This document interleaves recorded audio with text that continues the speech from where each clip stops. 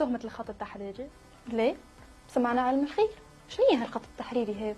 هو التوجه نتاع كل ميديا، اقتصادي، ديني، سياسي، اجتماعي، قانوني ولا غيره. خط تحريري يعطيك كيفاش تكتب الميديا نتاعك، شنو الحاجات اللي تدافع عليهم وشنو الحاجات اللي هي ضدهم. اي باهي، وانا كيفاش نعرف الخط التحريري نتاع الوسيله الاعلاميه اللي انا نتبع فيها؟ القانون يفرض على كل ميديا باش انها تهبط او تنشر الخط التحريري نتاعها، وهكيك الجمهور يعرف شنو التوجه نتاعها وهي على شنو تخدم بالضبط. اي الخط التحريري هذا ينجم ياثر على الناس اللي تتبع فيك؟ في اغلب الاحيان الطريقه اللي تخدم بها تخليك تتوجه لسيبل معين وفئه معينه عندهم نفس التوجهات ونفس الاراء نتاعك كميديا. اي باهي فهمتك، اما التهمه وين في هذا الكل؟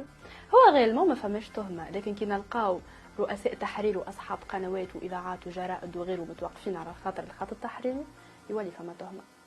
ما تنساش باش تعمل لايك كومنت وشير الفيديو واستنى معانا البحث الجاي.